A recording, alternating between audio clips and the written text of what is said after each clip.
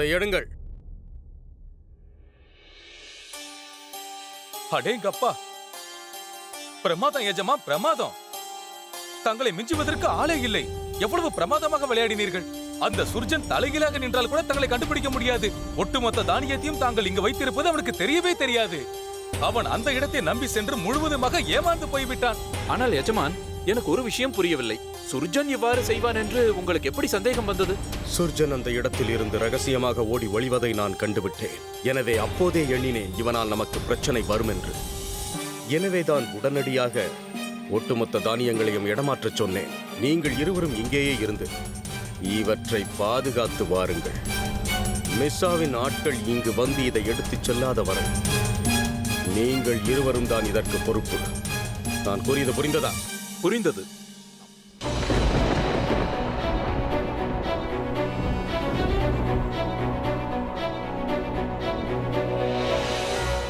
நான் கூறுவது உங்களுக்கு கேட்கிறதா? நான் என்று கோபமாக இருக்கிறேன். அதுவும் உங்கள் மீதுதான். என் விஷயத்தில் நடந்ததை நான் ஏற்றுக்கொள்கிறேன். ஆனால் ஜோதா பேகத்திற்கு எதற்கு கஷ்டம் கொடுத்தீர்கள்? எதற்கு அவருக்கு இந்த இக்கட்டான நிலை? தன் கணவனுக்கு தண்டனை அளிப்பதற்கு பதில் தான் தன் உயிரை மாய்த்துக் கொள்ளதான் நினைப்பார்கள். இன்னொரு புறம் கிராம மக்களின் நம்பிக்கை, அதை நாங்கள் இருவரும் உடைக்க விரும்பவில்லை. பிறகு ஏன் இந்த நிலைமை? இதற்கு பதில் கூறுங்கள்.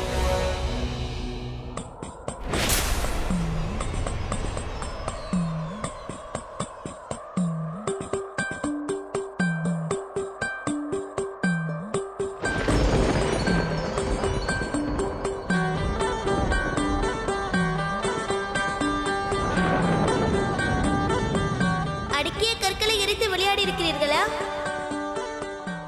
ஒரு கற்கள் எரிந்து போனாலும் மற்ற 6 கற்களுக்கும் பாதிப்பு ஏற்படும். அதேபோல் ஒரு மனிதருக்கு அடிபட்டால், ஒருவரின் மனது உடைந்து போனால் பிறருக்கும் அது பிரச்சனை ஏற்படுத்தும். இன்று தங்கள் மனைவியை பற்றி கவலைப்படுகிறீர்கள். ஆனால் யோசித்தீர்களா? எத்தனை பேருக்கு கஷ்டம் கொடுத்திருப்பீர்கள், எத்தனை பேர் மனதை காயப்படுத்தி இருப்பீர்கள். அவர்களுக்கும் உறவுகள் இருக்கும் அல்லவா? தாய் இருப்பார்கள், தந்தை இருப்பார்கள், சகோதரர்கள், சகோதரிகள், மனைவி, குழந்தைகள். அவர்களுக்கு பாதிப்பு ஏற்பட்டிருக்காதா? நாம் எது செய்கிறோமோ அதுவே நாளை நமக்கும் ஏற்படும். இன்று நமக்கு எது முக்கியமாக படுகிறதோ அதை மற்றவர்களுக்காக தியாகம் செய்ய வேண்டி வரும். நீ என்ன கூற வருகிறாய்? அதுதான், ஒருவரின் மனதை உடைத்தால் பலரின் மனம் உடைந்து போகும். இன்று தங்களது ஆட்களை காயப்படுத்தியிருக்கிறீர்கள். இப்போது அந்த வேதனையை தாங்களும் ஏற்க வேண்டும், அல்லது அவர்களிடமே விட்டுவிட வேண்டும்.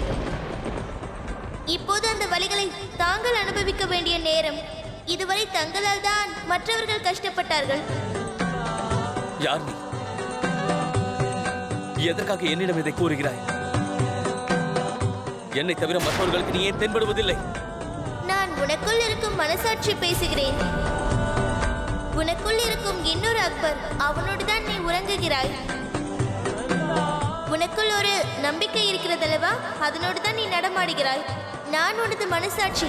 நான் தங்களை சரியான பாதையில் வழி நடத்துகிறேன். தங்களது சந்தோஷமும் நானே, அதை தான் இப்போது அனுபவிக்கிறீர்கள். வலியும் வேதனையும் நானே, அதை மற்றவர்களுக்கு கொடுத்திருக்கிறீர்கள். அதை இப்போது தாங்கள் அனுபவிக்க வேண்டும்.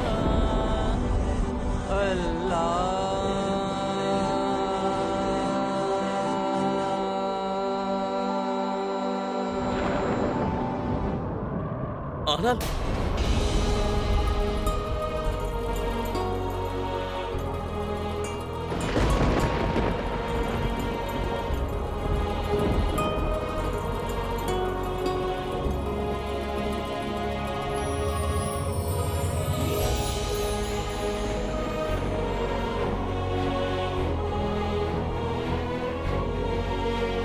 இளவரசர், இளவரசர், இளவரசர், முகலாய ராஜ்யம், முகலாய ராஜ்யம், முகலாய ராஜ்யம்.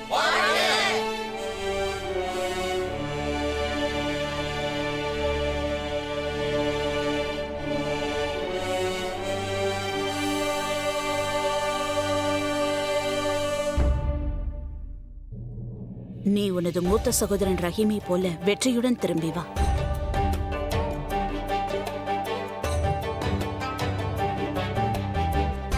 இளவரசரே, ஷகன்ஷா தங்களுக்கு ஒரு செய்தி அனுப்பியிருக்கிறார். அவர் தானேசில் உங்களை சந்திப்பதாகவும் யுத்தத்தில் உங்களோடு பங்கேற்பதாகவும் கூறியிருக்கிறார். சரி, இம்முறை நான் அனர்கலியை சந்தித்தேன் என்றால் என் மனதிற்கு சந்தோஷமும் நிம்மதியும் கிடைக்கும். ஆனா நாம் உடனடியாக புறப்படுவோம். திட்டமிட்டபடி நாம் நாளை காலையில் அங்கு இருக்க வேண்டும். நிச்சயமாக.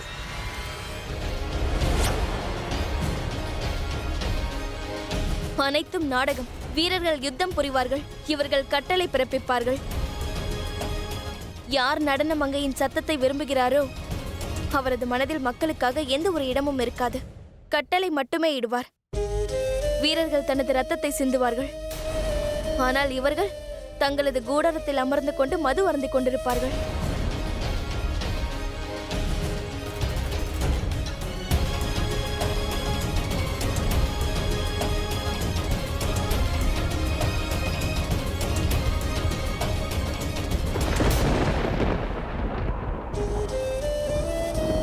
கண்ணா, எனக்கு ஏன் இந்த சோதனை? ஷஹன்ஷா நிரபராதி.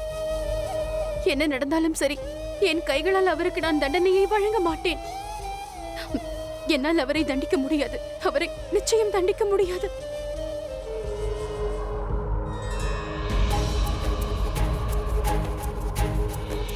ஷஹன்ஷா,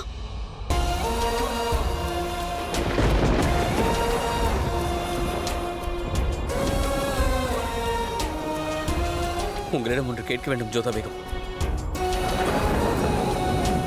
நீங்கள் எனக்கு தண்டனை அளித்தே ஆக வேண்டும். நீங்கள் என்ன கூறுகிறீர்கள்? உண்மையை தான் கூறுகிறேன் ஜோதா பேகம். நீங்கள் என்னை தண்டிக்கவில்லை என்றால் அந்த தண்டனை உங்களை தண்டித்து விடும். அதனால் நீங்கள் என்னை தண்டித்தே ஆக வேண்டும். இல்லை ஷஹன்ஷா, நான் எல்லோருக்கும் இந்த உண்மையை கூறப் போகிறேன். நம்முடைய உறவை பற்றி நான் கூறிவிடுவேன்.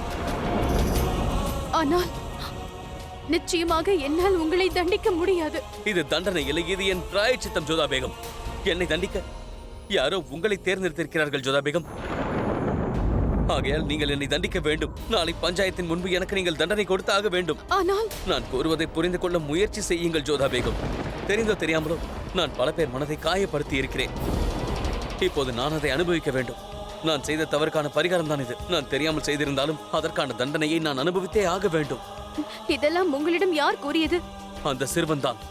யார் அவன்? யார் என்பது எனக்கு தெரியாது. ஆனால் அவன் என் அருகில் வருகிறான், என்னோடு பேசுகிறான். அவன் என்னை தவிர வேறு யாருக்குமே தென்படுவதில்லை ஜோதா பேகம். போகட்டும், என் மீது ஆணையாக ஜோதா பேகம், நாளை எனக்கு நீங்கள் தண்டனை அளிக்க வேண்டும். ஜோதா பேகம், உங்களை இந்த கிராமத்தின் பஞ்சாயத்து தலைவராக அவர்கள் தேர்ந்தெடுத்திருக்கிறார்கள். அதனால் நீங்கள் உங்கள் கடமையை செய்ய வேண்டும். ஆனால் மனைவியாக எனக்கு ஒரு தர்மம் இருக்கிறது ஷஹன்ஷா. அதோடு நீங்கள் நிரபராதியாவீர்கள். ஆம், நான் எந்த குற்றமும் செய்யவில்லை ஜோதா பேகம். ஆனால் தெரியாமல் மிகப்பெரிய தவறுகளை செய்திருக்கிறேன். அதற்கான தண்டனையை நான் அனுபவித்தே ஆக வேண்டும். நான் உங்கள் கணவன் என்பதை மறந்துவிட்டு ஒன்றை மட்டும் நினைவில் வைத்துக் கொள்ளுங்கள். நீங்கள் இந்த கிராமத்து தலைவராவீர்கள். அனைவருக்கும் நீங்கள் என்ன வாக்களித்துள்ளீர்கள்? என்றும் நியாயத்தை நிலைநாட்டுவேன் என்று கூறினீர்கள் அல்லவா? அதை இப்போது நீங்கள் நிறைவேற்ற வேண்டும்.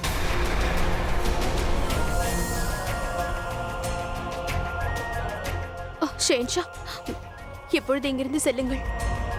உங்களோட என்னை யாராவது பார்த்து விட்டால் நான் சென்று விடுகிறேன். ஆனால் நான் கூறியதை நீங்கள் நினைவில் வைத்துக் கொள்ளுங்கள்.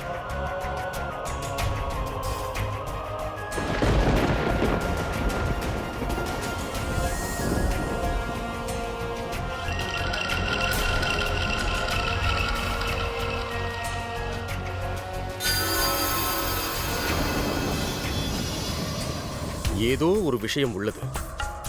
ராதாவை சந்தித்துவிட்டு செல்பவன் யார்? அதுவும் இந்நேரத்தில். ஒருவேளை மருந்து கொடுக்க வந்திருப்பார்களோ, அல்லது செய்தி கொடுக்க இருக்குமோ?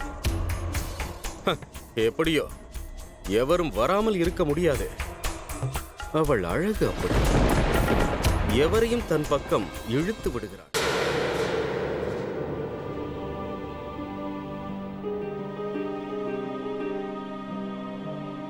நீங்கள் திருடி இருக்கிறீர்கள். கிராமத்து மக்களையும் நீங்கள் ஏமாற்றி தவறு செய்திருக்கிறீர்கள். அதனால் உங்களுக்கு இந்த குற்றத்திற்கு தண்டனை கிடைக்கும்.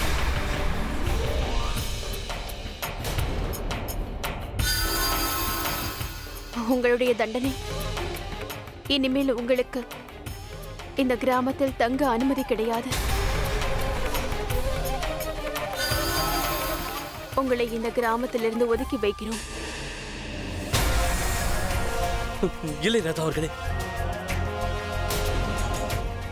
இந்த கிராமத்தை விட்டு நான் செல்வது என் குடும்பத்தையே நான் விட்டு செல்வதற்கு சமம். அப்படி சென்று விட்டால் எப்படி நான் என் வாழ்க்கையை வாழ்வது? அப்படி ஒரு தண்டனை எனக்கு வேண்டாம். இல்லை, நீங்கள் இந்த தண்டனையை ஏற்றுக்கொள்ளத்தான் வேண்டும்.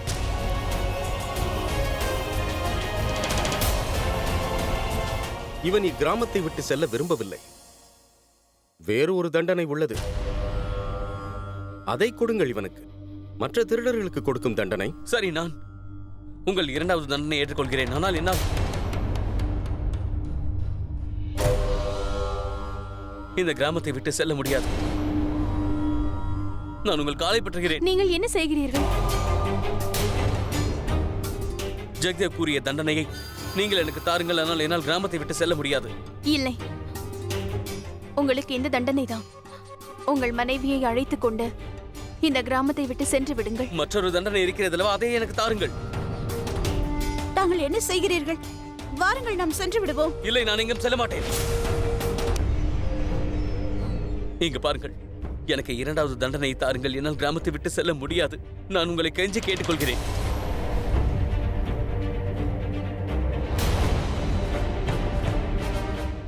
அவருக்கு அந்த தண்டனையை கொடுத்து விடுங்கள்.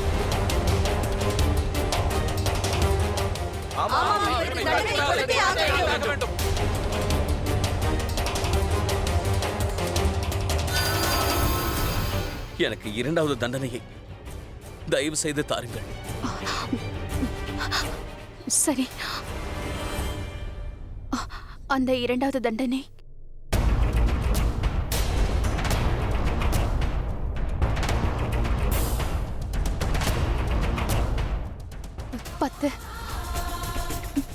10 சவுக்கடி.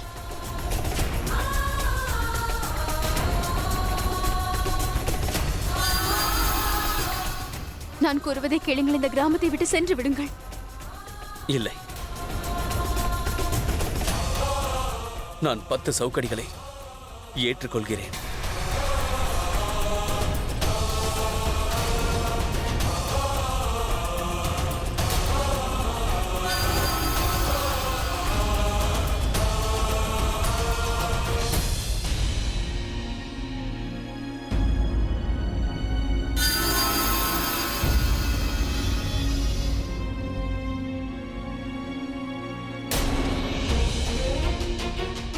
ராதா அவர்களே, அவரை மன்னித்து விடுங்கள்.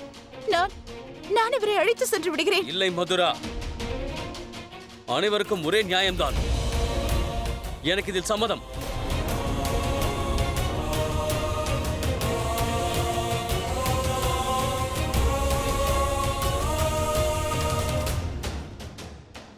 தாங்கள் ஏன் இவ்வாறு செய்கிறீர்கள்? இப்பொழுதாவது தாங்கள் யார் என்பதை கூறுங்களேன். இவ்வுலகத்தில் ஷெஹன்ஷாவை தண்டிக்கும் அளவிற்கு யாருக்கும் முடிவு கிடையாது. தயவு செய்து வேண்டாம். இல்லை ருக்கையா பேகம், என் லட்சியம் இன்னும் நிறைவேறவில்லை. நீங்கள் ஜோதா பேகத்தை இக்கட்டான நிலைக்கு ஆளாக்காதீர்கள். நான் கஷ்டப்படுவதை உன்னால் பார்க்க முடியவில்லை என்றால் இங்கிருந்து சென்றுவிடு. ஏன் முழித்துக் கொண்டிருக்கிறாய்? சென்றுவிடு. இல்லை இல்லை, விடுங்கள், என்னை விடுங்கள்.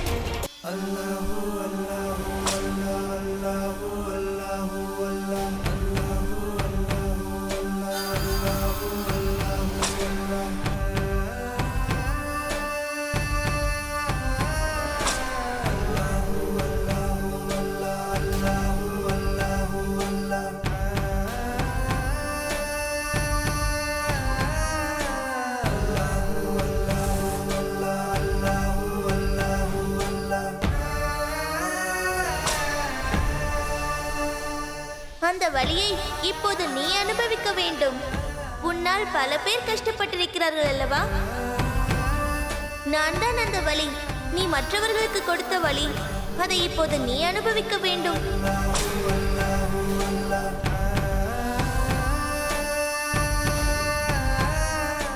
இதோ வந்து விட்டார் நம் ஷெஹன்ஷா. அட, இவர் அரண்மனையில் வாழும் ஷெஹன்ஷா, மக்களை பற்றி கவலைப்படுபவர் அல்ல. மக்கள் கஷ்டப்பட்டு கொண்டிருக்கிறார்கள், இவர்கள் மகிழ்ச்சியாக இருக்கிறார்கள். தோ,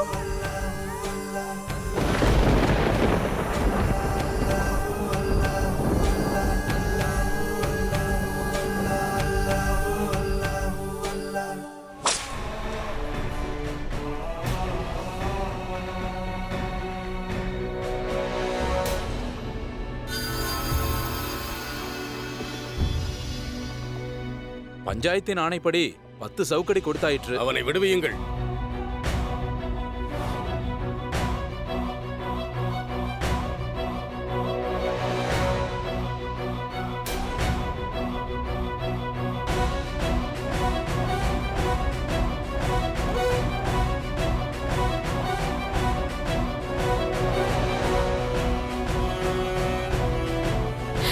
பாருங்கள், பாருங்கள்.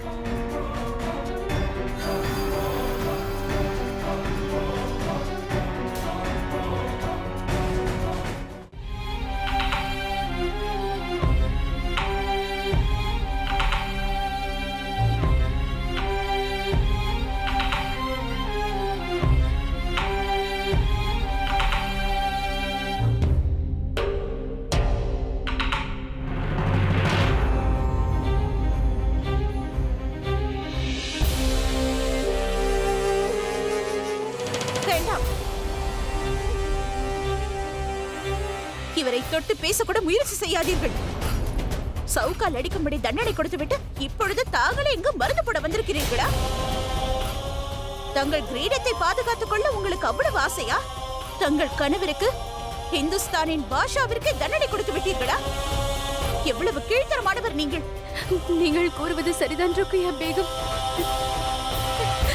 நான் மிகவும் தரம் தாழ்ந்து விட்டேன். எனக்கு தான் தண்டனை கிடைத்திருக்க வேண்டும். என்னை அடித்துக் கொல்லுங்கள், அடித்துக் கொல்லுங்கள், விடுங்கள்.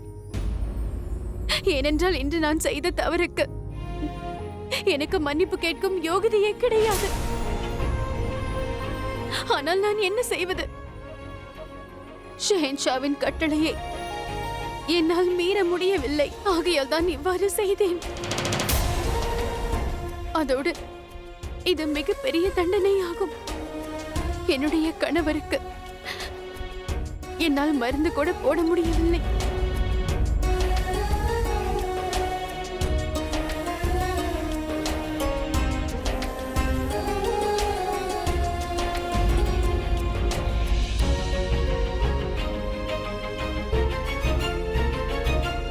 ஜோதா பேகம், நான் எதற்காக கோபப்பட்டேன் என்றால், தாங்கள் ஜலாலை மிகவும் காயப்படுத்தி விட்டீர்கள். ஆனால் இந்த முடிவை எடுப்பதற்கு முன்பு தாங்கள் எந்த அளவிற்கு வேதனைப்பட்டிருப்பீர்கள் என்று.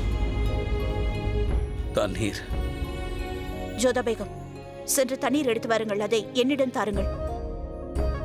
விரைவாக செல்லுங்கள்.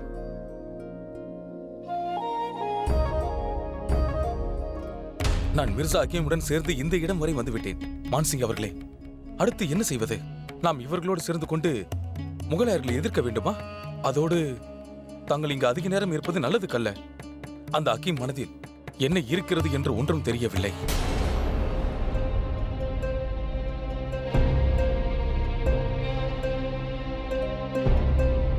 உன் வஸ்திரங்களை எனக்கு கொடு. என்ன? அவர்கள் கண்காணிப்பது என்னைதான், ராஜா மான்சிங்கை, உன்னை அல்ல. உன் ஆடைகளை அணிந்து கொண்டு நான் இங்கிருந்து சுலபமாக தப்பலாம். இந்த விஷயம் எப்போது மிர்சாவிற்கு தெரிய வருகிறதோ அவன் பொறுமையை இழப்பான். என்னை பிடிக்க தன் படைகளை அனுப்புவான். அதை பயன்படுத்திக் கொண்டு நீங்கள் தப்பித்து செல்ல வேண்டும். உங்களை தானேஷ் அருகில் சந்திக்கின்றேன். நம் போராட்டம் முகலாய சாம்ராஜ்யர்களுக்கு துணையாக இருக்க வேண்டும். தாங்கள் கவலைப்பட வேண்டாம். நீங்கள் கூறியவாறே நான் செய்கிறேன்.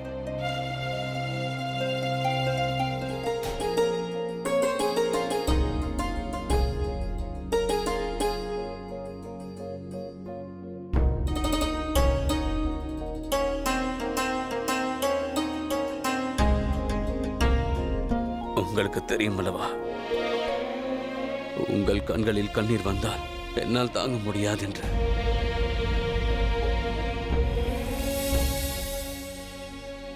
ஆனால் யார் உங்களுக்கு இதை கூறியது?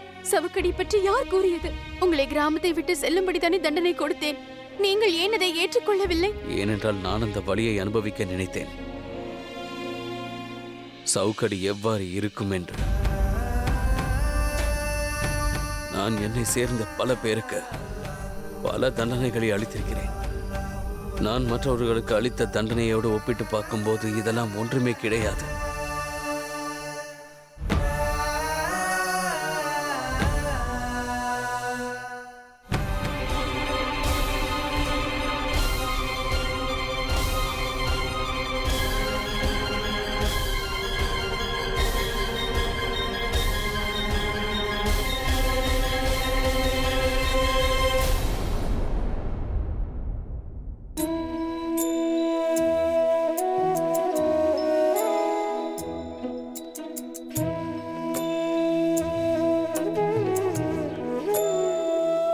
இந்த மருந்தை தவறாமல் காயத்தில் போட்டுக் கொள்ளுங்கள்.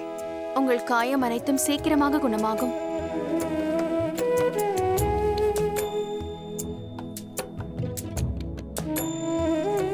இந்த மருந்தை ஏற்றுக்கொள். கொடுக்காதே. உன் போன்ற திருடர்கள் கைகளிலிருந்து மருந்து மட்டுமல்ல, விஷத்தை கூட வாங்க மாட்டோம். இவன் மருந்துக்கு பதிலாக விஷத்தை கொடுத்தாலும் கொடுப்பான். இவனை எவ்வாறு நம்புவது? இவனிடம் எதையும் வாங்கக்கூடாது.